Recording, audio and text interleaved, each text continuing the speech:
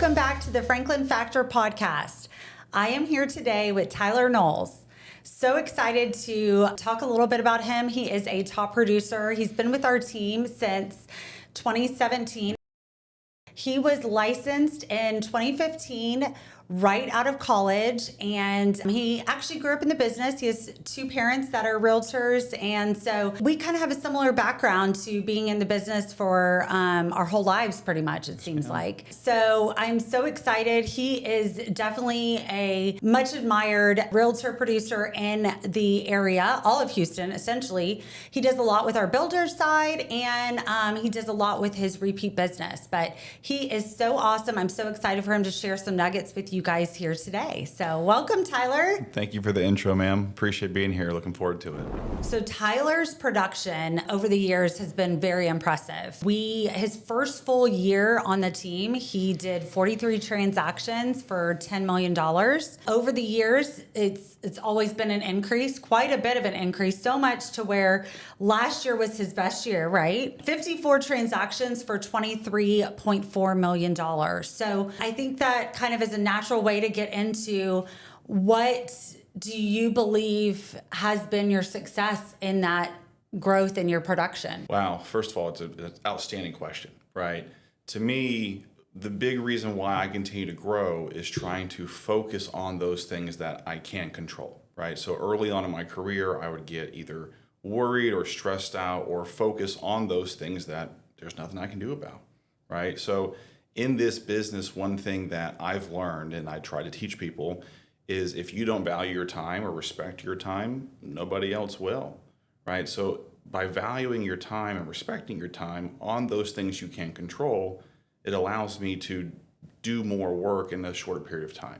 So Tyler, you're doing production numbers like a team would be doing. Like you could probably be in one of these lists of the HBJ small teams with 20 something $million, and you're on our team. So what do you feel is your main reasons for staying on a team when other people may have already ventured off and left the team? So to me, kind of going back to one of the answers I provided earlier, it allows me to truly focus on those things that either I'm very good at doing or I like to do, right? So that's one big strength for me is I'm very self-aware.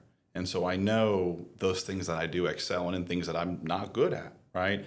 So part of that is taking on liability and risk. I don't necessarily want to go take on additional either liability or risk of potentially truly running my own team or my own shop, right? So to me, this has been a perfect model to be able to run my own business, run my own game, right? But do it within the framework of an even greater source of the Franklin team, right? So to me, it's kind of like, why reinvent the wheel? Yeah, and it's a good point because I think a lot of people don't really know what their strengths are. So they don't know like what am I seeking out when I'm looking for that additional help. So I think that's a good point. But also, like I think we've mentioned before, it's great. It's not just that you have the support from, the paperwork side, but you also have a lot of that collaboration with our team. Do you have anything you want to share about that as far as the collaboration? I completely agree with that. So, kind of being self-aware, early in my career, I did not understand the value of collaboration. And I'll be honest, right? I didn't go to any of the events. I didn't really participate. And the numbers speak for themselves, right? I kind of hit a plateau of growth, right? To me, it was more of a competition mindset, right? Instead of a collaborative mindset where, hey, there's enough business to go around, right? If we all work together, we can do better jobs for our customers, in tune getting us more business, right? So absolutely, the collaboration is a huge reason why I've stayed. And really not just from the support, like you've mentioned, but mentors too. So often in this industry, there's people who either get big egos, big heads, and they think they either know it all, or they kind of close off their minds to learn new things and just do it, the way they know how to.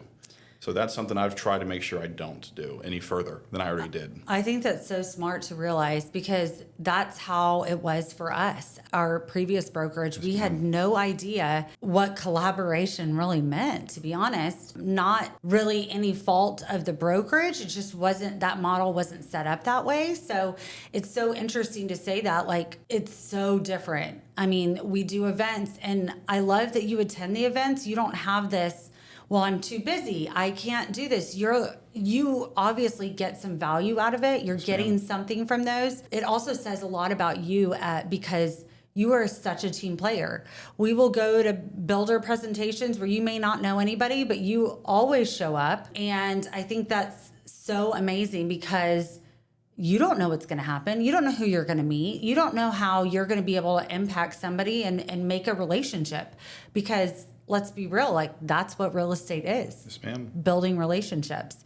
So speaking of that, how have your relationships built over this time? Coming at that age, not a lot of people get their real estate license and start even doing what you did early on. I remember meeting you and being so impressed with your hard work and grit. But how did you get people to really want to work with you because you were so young? So going back to when I first started about 10 years ago, I was 22, just got out of college, and I really had nothing planned out, right? I did have two parents who had been in this industry for forever, but growing up, it actually almost steered me away from doing this, right? Seeing the day-to-day grind, seeing how hard they work, and trying to figure out, well, can I go do something else, right?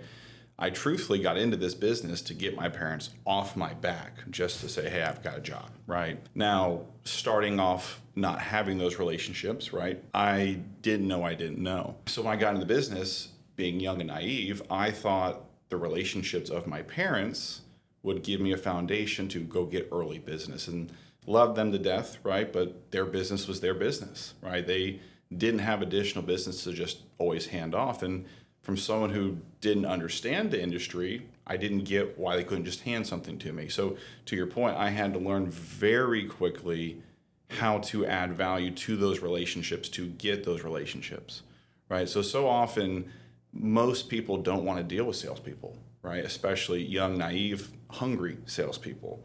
So early on, I had to figure out what value could I add to these relationships to help build into where I am now 10 years later, still relying on a lot of those early relationships that I built. So the short answer to your question is find the value in each relationship and truly add some value to it. You can't just be a taker. I think that's so well done.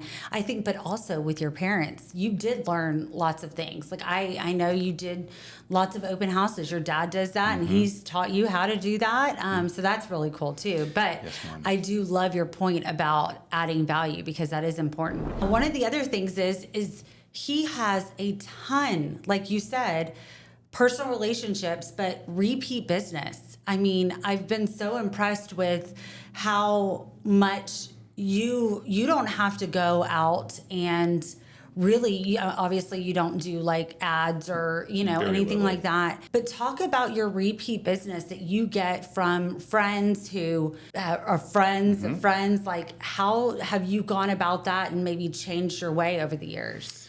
So as cliche as this may sound, there was something early on that I heard in my career that stuck with me. And it was a quote from Zig Ziglar, right? And he says, no one cares how much you know till they know how much you care. And so that little quote stuck with me. And that is how I do my business. So to get the repeat business, I get to know these people. I genuinely care. I genuinely build a relationship, and they can tell, right? It's not the commission breath we sometimes see or hear in this industry where the customer can tell you need a sale, right? If you can look them in the eyes and say, look, if I wouldn't do this same thing for my mother, sister, brother, cousin, I wouldn't do it for you. And when you say that and you build that trust, that's when they start referring you their brother, sister, cousin, right? And so that's just how I've built that relationship over a decade now. That's amazing. And I think that's what so many realtors maybe don't really do. Like, they are always looking for that commission instead of providing that value and providing that actual, like, really good advice that, hey, I mean, in my past of doing business like that, I've you can tell that there's some people that want your opinion and some that don't. So it is a Correct. fine line. There's a time and place to really insert your opinion. And sometimes they don't always take your opinion, right? Have you had any specific situations where you've given your advice and they have not listened? Me, never. People always listen to what I say. That's no. oh, I was like, oh my never. goodness. So, to your point, over time, early on, I would just inject my opinion, right? As I get older, as I've been doing this longer, I now ask them, hey, do you want my 2 cents on this? Do you want my opinion, or do you just simply want me to be here? And when you ask, you are giving the client the control because it's truly their decision, right? But you're also there typically for a reason. They do typically want some form of advice or input. But when you ask them that question, you're telling them, how do you want me to give you this advice? You want me to be stern and flick you in the eye and say, here's my 2 cents? Or do I have to do it strategically, right, and give you nuggets of advice here and there over time and allow it to be your decision? You go, aha, well, here's what I want to do. It's like, oh, well, yeah, that's kind of what we need to do for the first place, right?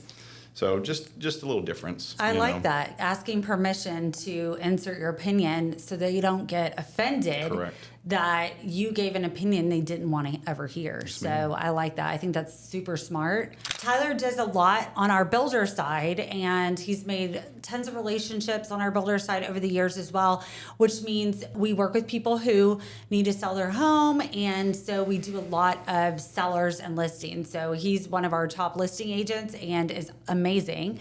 So talk about that, like having sellers who don't want to hear what the comps say. Like, how do you navigate those types of situations? So it's always an interesting conversation, right? I mean, there's different responses you receive from different types of sellers.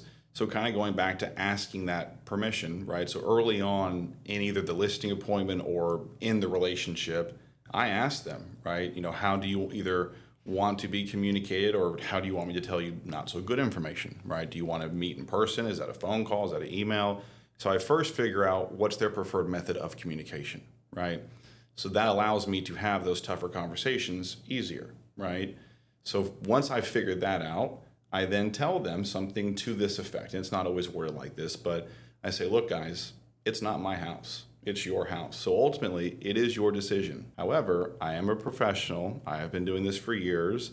Based off my experiences and based off either the data or the facts, here's where you need to be either on price or, whatever we need to fix on that listing to get it sold, right? Because it's not always just price. The 3 things that I tell people typically sell a house, it's price, the presentation, and the marketing, right?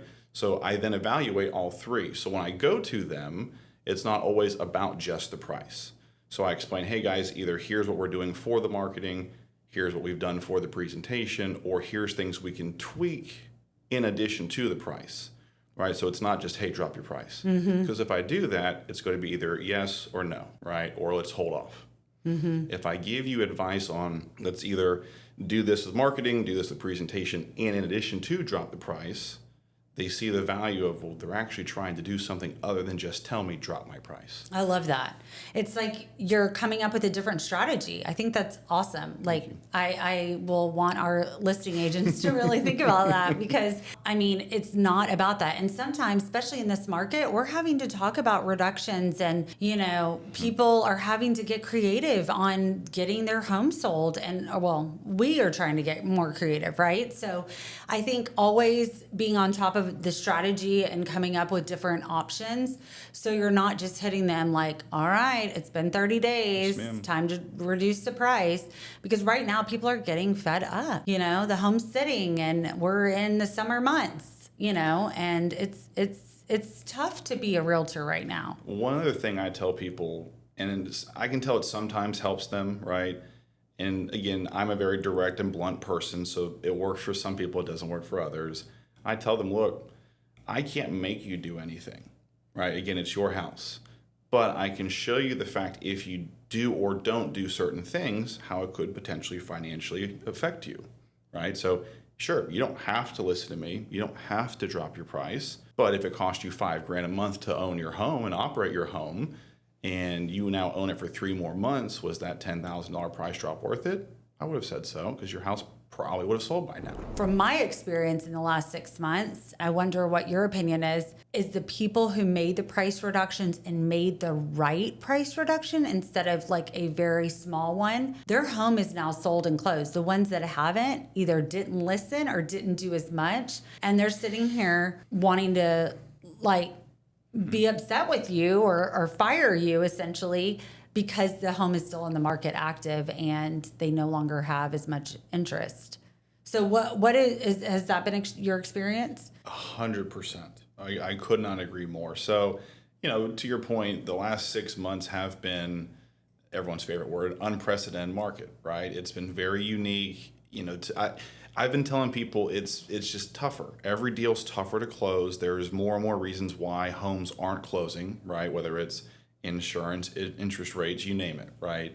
So yes, the people who have listened to some advice on potential either price drops or tweaking of marketing or tweaking of presentation, right? Those homes have sold. But a lot of the homes where they haven't reduced price or they may have listed, at the slower time of market and priced aggressively then and still haven't reduced. I mean, I've got some like that have been sitting for months. And unfortunately, again, you show them the data, you show them the facts, but it's their home. So, I can't get mad at them. They can get mad at me, right? My job's to sell the home. But at the same token, I just go back and say, look, guys, here's the same data.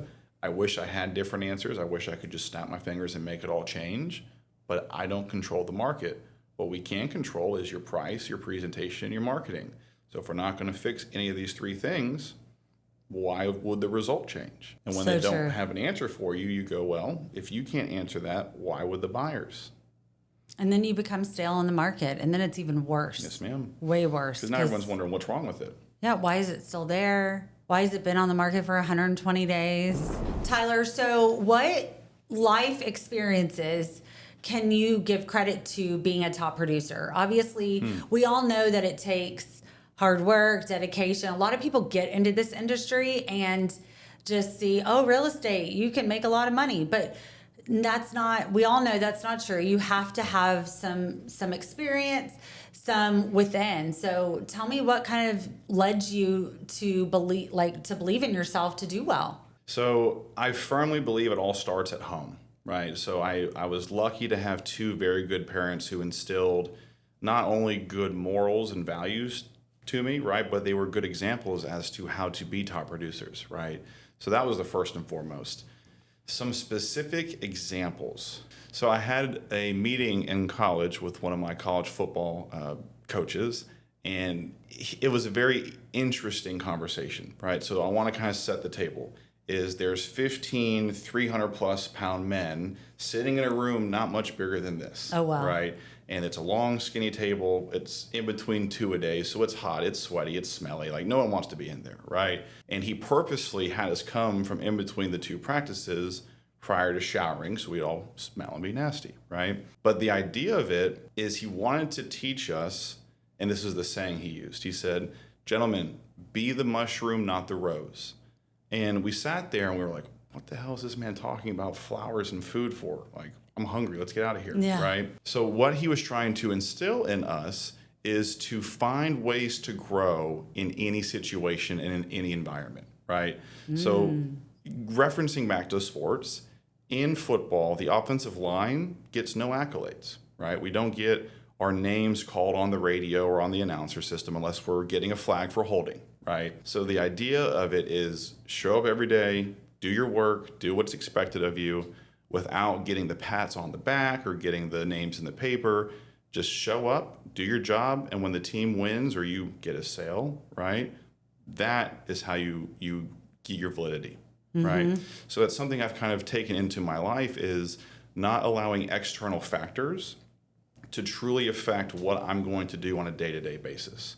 Allow myself to grow, get better in every single way without necessarily having to have, the accolades of top producer or here's your award or whatever, right? To me, when I go home and I know that I'm taken care of, my family's taken care of because of my hard work, that's all I need. And so that meeting 15 years ago, right, has kind of instilled how to become a top producer by doing the little things correctly, even when no one's looking, right? And by doing those things every single day continually, that is what will allow you to eventually grow no matter what. I think that's a really good example of work ethic, right? I mean, he succeeded in instilling that work ethic in you. He did. Early on. So He sure did. that's awesome. So those are really good examples of things that you learned or were experienced. But what about naturally? What are you good at that you think yields? I love it. Ever since I was a little kid, people told me I had the gift of gab, so I guess that means I just can't keep my mouth shut, right? No, but in all seriousness, one thing that I've always had just a second nature been able to do is read people. I'm very good at not only figuring out the good and bad with people, but being able to do it quickly and also being able to read through the show, right? So being able to do that myself has allowed me to kind of, again, self-reflect on when I talk to people or I sit down to meet with people to make sure that when I am doing it, it's genuine, that there is no slime factor or that they feel like there's something behind the mirror that I'm not showing them, right? So I try to give out what I get. So if I can read people quickly, I'm hoping that what I present to people, they don't feel like they have to read through quickly, if that makes sense. Yeah. You're kind of like hoping that it's reciprocal, right? What you see is what you get. Sometimes, though, with gift of gab, you can talk people out of situations. So I've known realtors who maybe talked people out of buying by talking too much. So have you ever had that happen? 100%. I've had it happen both positively and negatively, right? So I would say earlier on, by not learning when to shut up, obviously over-talked myself into situations probably shouldn't have been into, right? And they could feel it and they didn't move forward with me. But as I continued and I would ask, do you really want my advice? And they would say yes. And I would say, guys, now does it make sense for you to move? Like based off what you're telling me and based off the facts, if you're asking me what I would do in the situation, here's what I would do. And giving those answers, again, may have halted me from getting a deal or sale that day, but those types of responses are what has helped me get all those referrals, right? Absolutely. Those people will remember that. And so one of the biggest referrers I have, great guy, right? I told him that. I met with him 7, 8 years ago. I said, man, I would not sell this house. I would sit here, stay on this payment, and just do what you can do. And he's referred me brother, sister, cousin, mom, dad, business worker, right? Business owners. So I can name probably 10 referrals from just that one gentleman, and he still owns that same house. He's never moved. And he calls me every year to help him protest his taxes. But it was because I told him that. And the reason why I bring this example up is that day he met with 3 realtors, right? I showed up like this. I'm not wearing the suit and tie. I'm not Mr. Slick Rick, right? The other 2 were very prim and proper Mr. GQ. And this guy was good old country boy. He showed up with the straw hat. He had the stains on his overalls. He had his dip cup. He was just through and through good old country boy, right? And so I talked to him the way I thought he'd want to be talked to. I'd ask him permission. I'd ask him questions and showed him basic respect. Where the other 2, he felt were trying to tell him what he needed to hear, right? And this was the family home. And to him, it was more than just money. And so that's when I said, man, if you truly want to raise your family here and it's more than just the dollar bill, don't move, right? But it's your call. Is that money worth it to you, or do you want to see your 4 boys raised here? And that sentence alone made him go with me. But again, he didn't go with me, but his family has. No, yeah, you made that relationship, and now he's loyal by referring you. Yep. And I think that's really a good point. Like, we want to be honest. We go into these situations where, and maybe they listen to you, maybe they don't, but we have people that we are honest with, and they're like, well, we have to move. If we have to bring money to closing, we'll have to do that. But I think that connection, the honesty, that's how you build relationships and build loyalty. Because like you said, 10 people over that lifetime. My dad has, I think he may have mentioned it on our podcast, actually, a story of a guy he met, and you know who he is, Craig Cheney, where he took a call. I don't remember exactly, but that was 40 years ago, 35 years ago, and they're good friends. He can't even remember how many transactions, but that is your Craig. That's crazy. Yes, I love ma'am. that story. That's awesome. So, Tyler, I think some of our listeners would probably love to get some advice. And I know you were so great with conversion. So, do you have any advice that you could share about converting people? Conversion is probably one of the biggest pieces of things we need to be able to do in this business, right? Because if you're not converting, you're not closing deals. And if you're not closing deals, you're not getting paid, right? So, yes, I would have one big piece of advice to people, right, is when it comes to converting, the big problem I see, and it's not just here, it's in any sales, right, is a lot of the salespeople they're not listening to understand, they're listening to respond, right? And I know I was guilty of this very early on in my career, right? So think of, you're getting early in your career, you've got your scripts all set up and you've got your dialer going and you're making your phone calls and the person says something that's not on your script and you don't know how to respond. So when you don't know how to respond, you do one of two things, right? You either go, and you fold and you don't know what to say and now it's a stale conversation. Or what I used to do is almost interrupt them halfway through and kind of divert them to either a different question or different topic so I didn't have to answer that question. So either way, the customer's not getting the answer they're wanting, right? And you're not doing your job. You're simply listening to give them an answer. And at the end of the day, they're not always looking to you to give answers, right? So you got to understand that while, yes, your title is a salesperson or a real estate agent, right? You're really more than just that. You have to be the therapist, right? You've got to listen to not only what they're saying, but how they're saying it, right? You've got to be there to be the time manager, almost be their assistant. Got to coordinate this date on this inspection, do this, do that. So you're not just there to open doors, right, and write a contract. There's a lot more to it.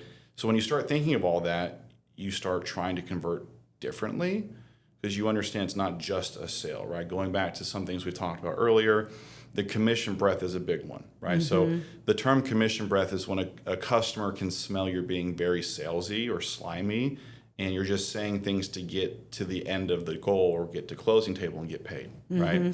So when they can genuinely tell in your conversations that you're either asking meaningful questions or you're asking questions in a way to lead them down the path that they already know they want to get to, they just may need a little bit of assistance getting there. And it feels very differently helping somebody than telling somebody. And so that's my big piece of advice is listen to what they're saying, understand what they're saying, listen to feel like you're in their shoes in almost a sense, and then respond. Don't just listen to respond. I think that's very, very important. And providing the value, like really provide true, honest, what you would do situation like we talked about earlier. I think listening is super, super important. Sales, I think there's a quote that says something along the lines, I'm totally off on it, but it's sales isn't really about selling, it's about listening, something like that. And it's super, super important. Okay, so you talked a little bit. I feel like some of our jobs as agents are, we are not just opening doors, we are the therapist somewhat, right? I think that's a big part of it. People get very emotional on buying and selling property because a lot of times it's their most expensive investment that they will ever do. So talk to us about dealing with those emotions and how you handle maybe an unhappy person or just your personal mindset going into situations like that. You couldn't be more correct. I mean, that's kind of the fine balance of this job is figuring out what hat do I need to wear for each conversation, right? So that's going into things. The first thing I got to kind of think of is when I either have this conversation or this phone call, what role am I playing, right? Am I being the good cop, the bad cop? Am I there to be the therapist, like we've said, or what's the role, right? So true. Now, with that said, I then look at the things that I can control. So my mindset going to any meeting, any appointment, anything is go in with some form of a plan, right? But only on those things that I can really, truly control. There's so much in this business that is out of our control. In fact, it's one of the only 100% commission-based jobs you can get into where you can do every single little thing correctly to the best of your ability, and it still doesn't close, or something fails and you don't get paid. And so while that can be very frustrating, right? It can be stressful when you're counting on a certain paycheck and poof, it goes away, you don't have it, right? But knowing that you can't stop and you always have to have that next one in the pipeline helps me with my mindset. So again, what can I focus on? My attitude and my effort. Those are two big things that when I go into anything, I evaluate, right? What type of effort am I going to put into this? Am I giving it my all? Is today a 90% day? So I've got to be real with myself as to what I'm portraying to that customer, that client, right? Now, the attitude kind of goes back to the effort, right? Am I giving it my all today? Am I not? Well, if I'm not, why not? And go figure those things out to better myself. Because again, I can't necessarily change how someone's going to respond or how they're going to react. Only I can control how I will respond or react to their reaction, right? So knowing that I cannot physically control everything is helpful for me, because I know early on that was my big thing, was to try to be the perfectionist and control everything, think of every potential pro, con, avenue, way out, whatever. But now it's not the case. It's just I wake up, I do the little things correctly, I do them every day, and some days they work out great, some days they don't. But it's the culmination of all of the work, right? Not just that one day. Isn't it freeing to know when that you can't control, but you did your best? I think it took me so long to really realize that, you've been in it for almost a decade, or maybe a decade now, close to. I've been in for almost 2 decades. Gosh, that sounds like I'm old. Oh my goodness. Experience. But I feel like it took me we all work on it, right? We work on it daily, but it's like, I'm going to be real. I'm going to do the best I can for my clients. And that's how you kind of wake up every day and you have that mindset. It's huge. 100%. I did not realize mindset was such a big deal until recently, to be honest. And to piggyback off that, I could not agree more. It's going to sound pompous, right? A lot of things in my life, especially earlier in life, I don't want to say came easy to me, but I was naturally gifted in a lot of stuff, right? And so it allowed me to not necessarily have the best mindset to have to go actually work, right? Be the kid that doesn't study and make straight A's, right? That type of stuff, right? But as you get older in life, you realize that's not how the world works. And I know I've talked about football a bit earlier, but to me, that was the biggest turn of my life, was college football.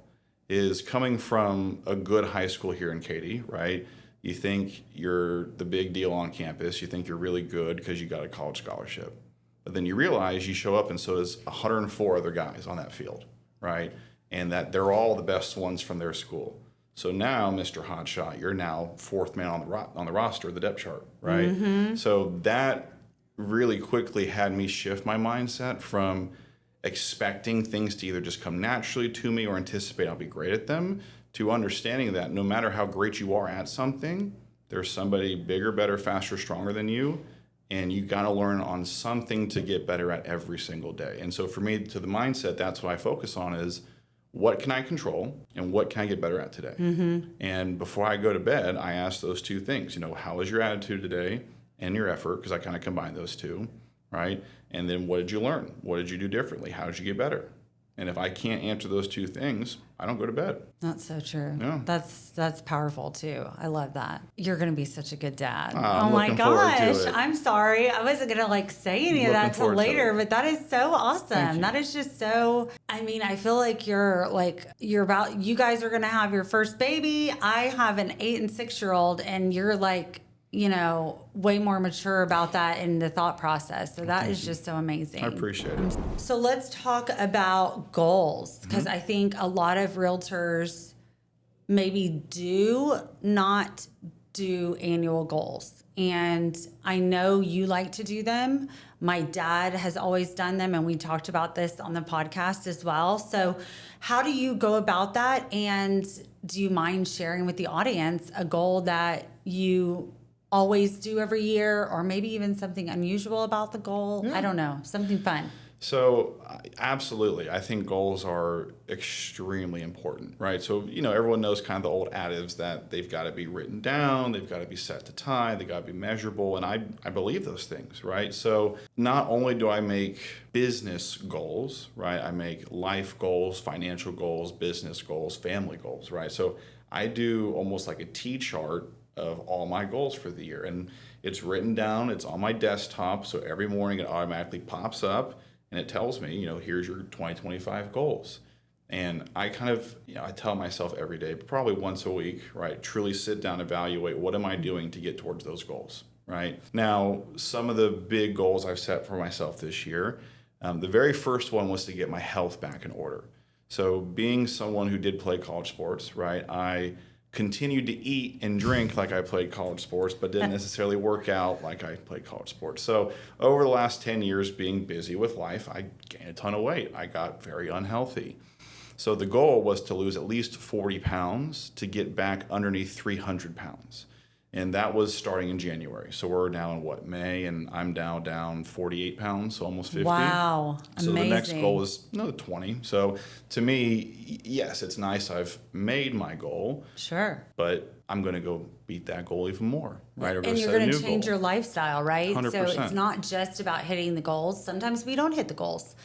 I'm so glad you did, because I think that's super important, especially with being an upcoming, an expecting father soon. So I think that's amazing. But what do you do how do you kind of handle if you're not in line? Because I don't know about you, but even our team, the market's been tough. We are behind on our goals for the year, and that is giving us motivation to really move forward. But how do you personally go about trying to get back in line with those goals if you have one that you're because I know I've done that before too. All the time. So you made a very good comment that I'd like to focus on is you're right. It's not always just the goal. It truly is the process, as cliche as that sounds, right? Because in the process, specifically process of failure, to your question, you learn about yourself, right? You learn about what can I do better? What am I not doing good at, right?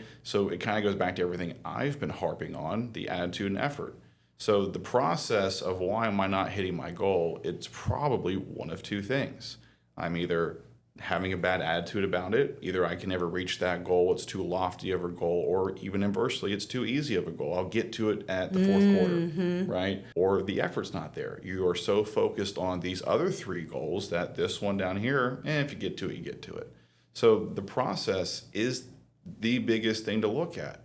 So when I'm not hitting my goals, I go back and figure out, well, what am I doing in effort or in order to get to this goal or not get to this goal? And it truly comes down to either, again, like a broken record, the attitude or the effort, because those are the only two things that will get me to my goal. And those are the only two things I can go control and I can go put forth. Anything else is ancillary. That's perfect. That's exactly kind of what we've all been talking about, right? Those same things. So that's awesome. Okay, so Tyler, this was so informative, powerful, and I hope our audience received some really good tips or nuggets. Please tell the audience how to find you on social media. Yes. So first, thank you for having me. Had a blast. I really enjoyed this. You can find me on any social media. It's T Knowles Realtor. So it's TKNOWLES Realtor, all one word. Yes. Or feel free to call me anytime. I'm sure we can put my information in this video as well. But yes. Yeah, call me anytime. Awesome. Thank you so much. And please remember to like, share, and subscribe to the Franklin Factor podcast. Thanks so much.